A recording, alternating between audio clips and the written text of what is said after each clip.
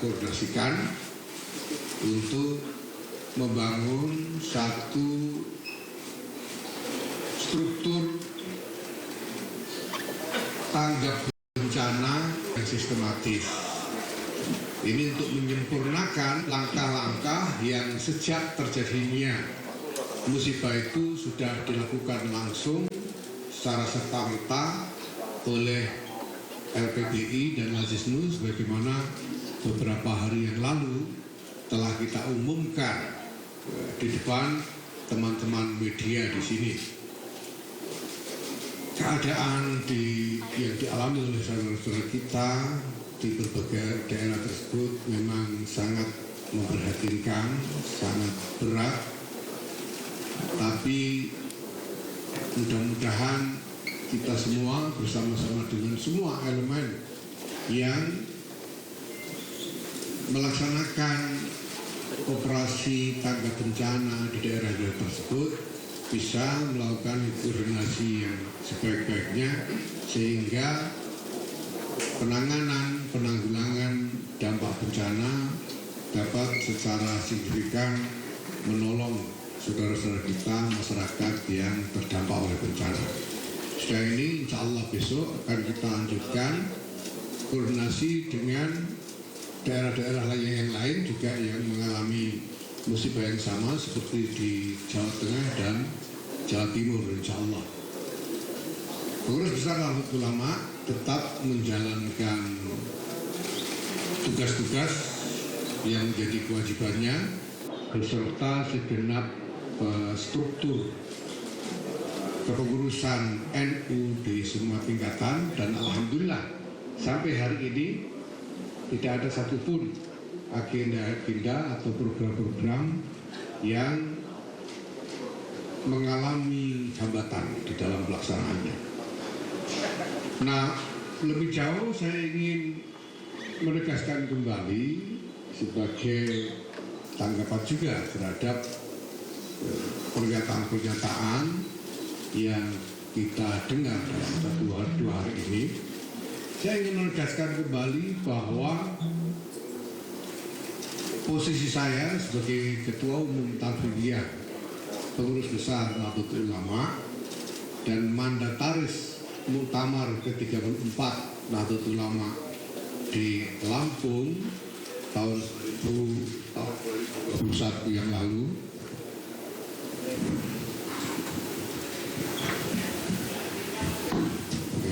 posisi saya sebagai Ketua Umum Tanfidiyah Pengurus Besar Nahdlatul Ulama dan mandataris Muktamar ke-34 tahun 2021 di Lampung tetap tidak dapat dirubah kecuali melalui muktamar. Ini sangat jelas dan tanpa tafsir ganda di dalam sistem konstitusi dan regulasi NU, baik ADART maupun peraturan lainnya. Nah, maka dengan demikian pernyataan yang dikatakan sebagai hasil rapat harian Suriah mengenai posisi saya itu tidak dapat diterima dan batal demi hukum karena di luar kewenangan dari rapat harian Suriah itu sendiri. Dan dengan demikian maka semua langkah, semua tindakan yang menjadi turunan dari pernyataan itu juga tidak dapat diterima, tidak dapat dianggap sah. Termasuk ketika mungkin 1-2 hari yang lalu ada beredar undangan untuk rapat pleno, ini juga tidak dapat dianggap sah karena pleno itu hanya bisa diselenggarakan apabila dipimpin bersama-sama oleh Rois Am dan Ketua Umum, dan tidak bisa rapat pleno hanya diselenggarakan oleh Suriah saja, ini tidak bisa dianggap sah. Ini yang perlu saya tegaskan. Saya dalam hal ini tidak punya kepentingan apapun selain mempertahankan tatanan organisasi yang ada.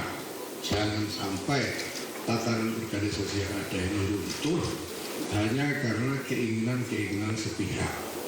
Seperti telah jelas, ya, saya kira diketahui oleh semua orang bahwa apa yang disebut sebagai rapat harian Suriah sekitar lebih seminggu yang lalu, hampir 2 minggu yang lalu, ini dilakukan sepihak tanpa memberikan ruang klarifikasi kepada saya, dan itu berarti secara material jelas tidak dapat diterima.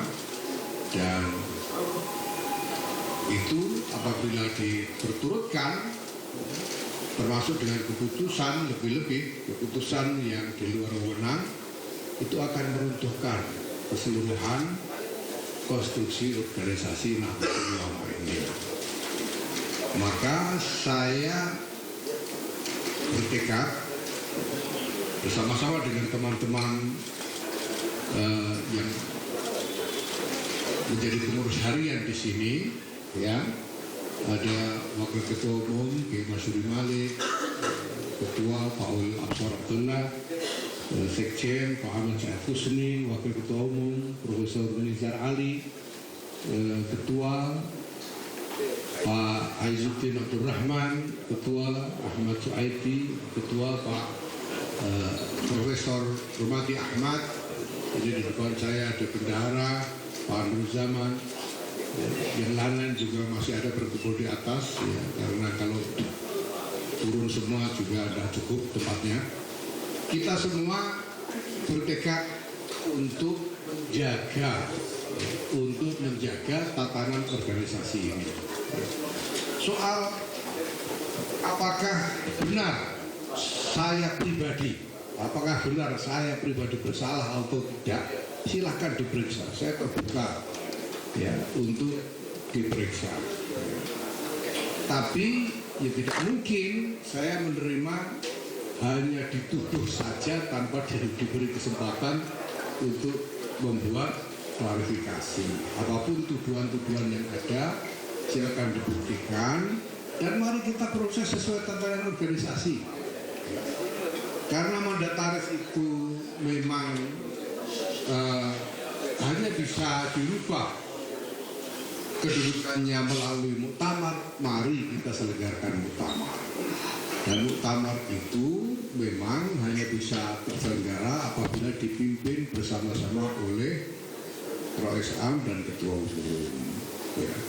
Orang membuat argumen tentang supremasi Suriah memang betul, dalam kebijakan Suriah memang memegang wewenang tentang kebijakan organisasi, yang itu berarti menyangkut agenda organisasi, tapi jelas tidak menyangkut pemberhentian mandataris muktamar. Karena muktamar itu dipilih oleh muktamirin, ya. Mandataris muktamar itu oleh muktamar dan bisa diberhentikan oleh muktamar. Ya. Buat saya pribadi, soal jabatan ini bukan sesuatu yang terpenting, tetapi yang paling penting adalah mengenai tatanan organisasi. Mari kita laksanakan tatanan organisasi ini. Nah, saya bersama teman-teman telah membuat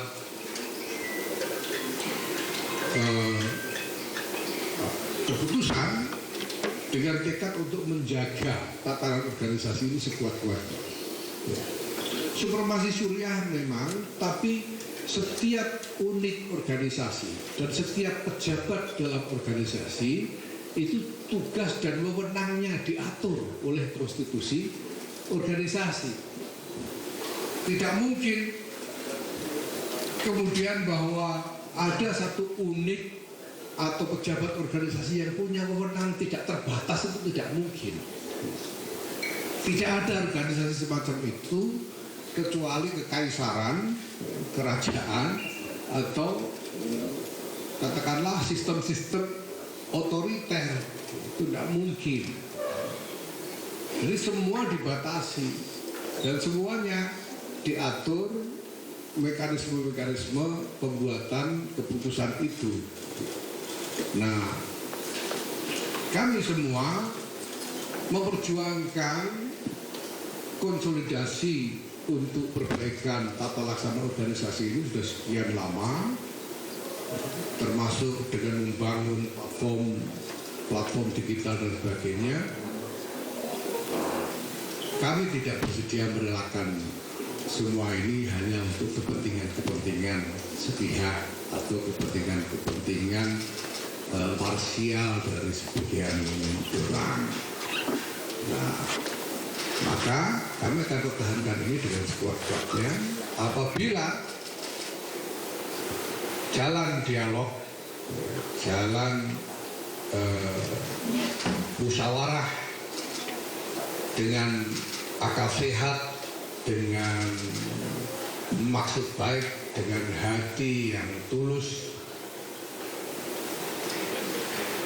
ini ditolak sama sekali, mungkin karena kepentingan atau apapun, ya kami siap untuk menempuh jalur hukum demi menjaga keutuhan dari tatanan organisasi. Demikian saya kira teman-teman media yang saya hormati, kemudian ini menjadi informasi yang dapat diterima dan dipahami oleh semua pihak. Assalamualaikum warahmatullahi wabarakatuh. Waalaikumsalam warahmatullahi wabarakatuh. Demikian keterangan pers dari Ketua Umum PBNU Gus Yahya. Ada waktu yang lumayan cukup bagi para rekan-rekan media untuk mengajukan pertanyaan. Saya berharap kalau bisa pertanyaannya dibatasi satu saja supaya bisa merata. Silakan Pak Hamzah untuk membagi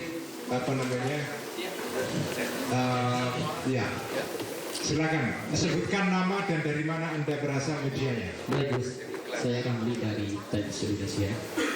Pertama untuk Gus Ulil, Gus, soal ancaman kepada sampean itu gimana Gus? Saya kira pertanyaannya diarahkan kepada Iya, mungkin Gus Yahya juga bisa ini karena sudah bentuk kemarin Gus Ulil nge-tweet bahwa Gus Ulil mendapat ancaman. Itu pembunuhan atau apa Gus? Kemarin Gus. Mungkin nanti Gus Yahya bisa mengomentari. Gus, kedua soal ya Gus Yahya dikritik soal ada prinsip sami'na wa ata'na Gus. Ya, oke, kita paham maksudnya. Ya Gus, mungkin itu agak rancu, mungkin bisa dikomentar Gus Yahya. Demikian. Oke. Satu lagi. Langsung dijawab Pak Ketum atau Assalamualaikum warahmatullahi wabarakatuh. Saya Hurri dari Bernas Indonesia. Gus, ada dua hal yang saya tanyakan terkait dengan soal goyangan terhadap Ketua PBNU. Maksud saya tadi sudah dijelaskan karena merupakan produk Muktamar Lampung, maka mungkin perlu dijelaskan soal ADART itu di pasal berapa dan ayat berapa yang mengatur tentang pemberhentian soal Ketua Umum PBNU. Itu yang pertama. Yang kedua, ini banyak rumor di luar soal adanya beberapa cabang yang sudah ditandatangani oleh ketum, ditandatangani oleh sekjen sebelumnya. Mungkin itu perlu dijelaskan, kira-kira ada berapa cabang? soal SK? Ya. Langsung Pak Ketum. Saya cek dulu ya, supaya nggak lupa. Pertama mengenai ancaman-ancamannya. Bukan cuma Pak Udil yang mendapatkan ancaman-ancaman. Ini orang yang tampangnya pernah kelihatan di media ini, semuanya mendapatkan ancaman-ancaman dengan berbagai cara, ya, mulai dari telepon yang tidak berhenti, WA, sampai dengan ancaman-ancaman bermacam-macam tentunya. Ya, bahkan pengurus-pengurus di tingkatan terbawah saya mendapat laporan misalnya dari PWNU, PCNU ini juga dihubungi ya dengan tekanan-tekanan tertentu. Ya. Nah ini sebetulnya normal, tapi ini menunjukkan bahwa memang ada cara yang sebetulnya sudah jauh di luar akhlak ke Nahdlatul Ulama sekedar untuk memaksakan kehendak dan kepentingan saja. Kemudian soal prinsip samina wa ta'na, prinsip samina wa ta'na itu adalah prinsip kepemimpinan untuk menjamin koherensi, menjamin kepaduan keseluruhan elemen organisasi. Tetapi ada juga prinsip yang bunyinya la ta'ata li makhluqin fi maksiatil khaliq. Tidak boleh taat kepada makhluk kalau diajak bermaksiat kepada Khalik. Jadi mengingkari kesepakatan, mengingkari ketetapan yang sudah disepakati bersama itu bukan hanya menciderai mereka yang ikut di dalam kesepakatan itu, tetapi juga merupakan maksiat kepada Khalik, maksiat kepada Tuhan. Seperti kita telah bersepakat dengan konstitusi kita, Undang-Undang Dasar 1945, maka menyelisihi Undang-Undang Dasar 1945 itu juga maksiat kepada Khalik. Maka kalau ada siapapun dia, walaupun kita junjung tinggi, mengajak menyimpang dari Undang-Undang Dasar 1945, itu namanya mengajak bermaksiat kepada Tuhan juga, tidak boleh ditaati. Jadi bahkan di dalam syariat ada aturannya, tidak asal, ada aturannya, termasuk aturan mengenai bagaimana cara menghakimi satu masalah, apalagi menghakimi orang. Itu ada caranya, harus ada bukti-bukti dan harus ada proses klarifikasi. Ya. Itu ketentuan agama. Kalau itu dilanggar, itu berarti apapun sikap atau keputusan yang diambil itu batil di dalam pandangan syariah. Dan melakukan itu semua berarti melanggar syariah dan bermaksiat kepada Khalik. Maka ya